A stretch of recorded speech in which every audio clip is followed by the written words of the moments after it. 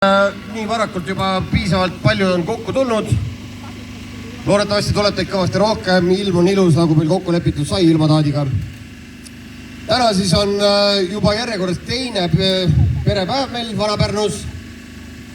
Räägiks paari sõnaga sellest ka, et kuidas asi üldse alguse sai, et tegelikkuses alustasime me lihtsalt sellepärast, et me saime eelmine aasta kevadel talgute korras kokku, tegime siin seda parki ilusamaks. Ja pärast läksime tegema väikse grilli ühiskondlikult ja mõtlesime, et aga miks mitte, et Vana-Pärnus ei toimu mitte midagi. Ja kuna see eelmine aasta oli nii populaarne üritus, siis ei saa ju raisku lasta, teeme teist kord uuesti siis. Ja ma usun, et tuleb ka 3., 4., 5. ja 8. Aga loomulikult ei ole meil siin mitte miskit lihtsalt niisama, ehk siis meil on väga palju toetajaid. Kui eelmine aasta oli meil põhimõtteliselt ainult Pärnu Sadam ja üks projektiraha, siis see aasta on meil juba, ma loen nüüd üle, 1, 2, 3, 4, 5, 6, 7, 8, 9, 10 toetajat. 10! Võt! Ma kohe mainin need ära ka, et nagu näete, pereauto on meil siin, esindavad siis Renault'id ja Daciaid. See Dacia siin, see Joger pidavat olema hübriid. Ehk siis vist kõige soodsam hübriid üldse praegu Eesti turul. Hinnakiri on seal akna vahel, et kellel huvi on vähegi, minge vaadake. Ja 7-kohaline ka, tundub väike, aga näed, mahukas. Siis on meil loomulikult Vikmani lihatooted. Täna on meil ka plaanis mingi hetk Vikmani lahtised, ehk siis meistrivõistlused kabanossi söömises. Ja see peaks juhtuma meil umbes 13.45. Nii et kellel on kõhud tühjad, siis teate juba, et 13.45 paluks siia laudade juurde koguneda ja kes võitja saab kindlasti ka väga maitsva auhinna. Nii, siis on meil Metsavuud muidugi, kes on juba 2 aastat, nagu ka Vikman meil toetaja olnud. Ka nemad on pannud välja meeneid, pluss siis aitasid meid ka rahaliselt. Ei, valetan, rahaliselt nemad ei aidanud, nemad aitasid meenetega, aga need meened on väärt sama palju kui igasugune muu toetus. Siis Porsche Ring. Ma lootsin, et toovad täna mõne ägeda masina ka siia, aga paraku ei saanud. Aga vähemalt on nad oma õla alla pannud. Ma Andres tean juba sellest ajast saadik, kes kui ma ise olin siuke 10-aastane, ta ise siit samast Jüri tänavalt pärit.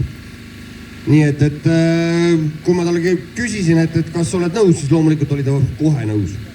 Siis on meil Eesti kalapüügiühistu, kellest ma ei oska väga midagi rääkida. Üks meie aktivistidest palus neid toetust ja nad kohe tulid hea meelega. Nii et aitäh teile. Roadwolf peaks olema siis see, kes pani meile märgid püsti, et ei tohiks sisse sõita ega midagi, aga mida ei ole märgitana. Ju nad unnustasid meid ära. Ikka juhtub. Ma loodan, et mingid õnnetusi sellepärast nüüd juhtuma ei hakka. Ja võib-olla nad tulevad veel. You never know. Siis büroo maailm pani meile jällegi nänni hulgaliselt loosikasti. Aga hea, sellest loosist rääkides. Meil on seal, kus on õhupallide müük, seal soojade saiade vastas, jäätise putka juures. Seal on ka Vana-Pärnu loosikast. Ja täna on meil kohe eriline palve kõigile sinna loosikasti panna raha. Ka niisama, kas ostate loosi või siis lihtsalt annetate, sest me täna kogume raha, et siia sama selle parki saaks panna grilli, avaliku grilli püsti. Ja mõte on siis see, et tegelikkuses meil tuleb ka siia kunagi tulevikus avalik WC ja väike varjuolune ja siis ka grill ja mõte ongi see, et saaksime hakata, lapsevanemad saaksid oma lastele sünnipäevasesse pidada ja täitsa tasuta. Ehk siis lapsed turnivad Madalteikuspargis, emme-tissis samal grillivad ja katavad laua sinna varjuolus alla. Võt, selline on suur plaan. Ja ma siiralt loodan, et me saame teie abiga täna piisavalt raha kokku, et saame selle grilli ostetud. Maja meil on juba olemas muuseas. Seda me hakkame ehitama. See on, kes pärast jalutab seal Jüri 13 maja ees, värava ees on hunnik laudu, see ongi meie maja. Võt, aga kokkupandav maja ta tuleb ja olemas ta on. Nii et nüüd on ainult grill puudu. Väga loodan, et olete nõus natukene oma kukru kergitama, sest olgem ausad, 5 euri inimesele pole mitte midagi, aga kui 100 inimest annab 5 euri, siis on meil 500 eurini grill olemas. Nii liitus ongi. aga muidugi on meil ka loos ja loos maksab ainult 2 euri. Kogu raha läheb jällegi vanaparlament tüüle. Selle raha siis me ostame, kui vaja, siis paneme grilli jaoks ja mis jääb üle, siis läheb oma osaluseks järgmisesse projekti vooru. Ehk siis, kes seda platsi siin nii väga ei tunne, siis olgu mainitud, et tegelikkuses enamus sellest, mis siia tehtud on ehitatud kogukonnaga.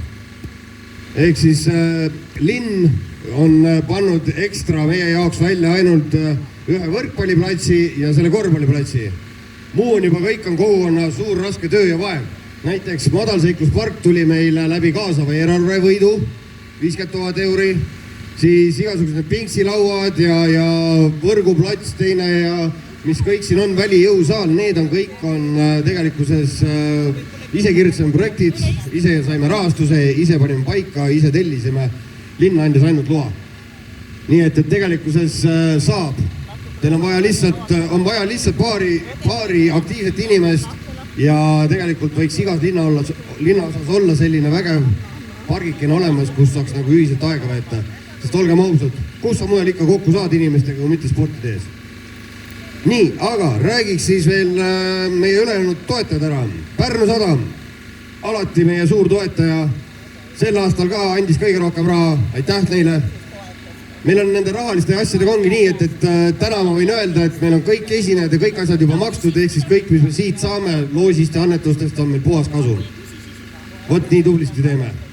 Ja siis R-Tooted OÜ, kes on tegelikult põhimõtteliselt jäätmejaam, kes mäletab siis kuu aega tagasi, ma tegin üleskutse rahvale, kes tahab oksi ära anda, siis need oksad saab tasuta ära anda läbi minu.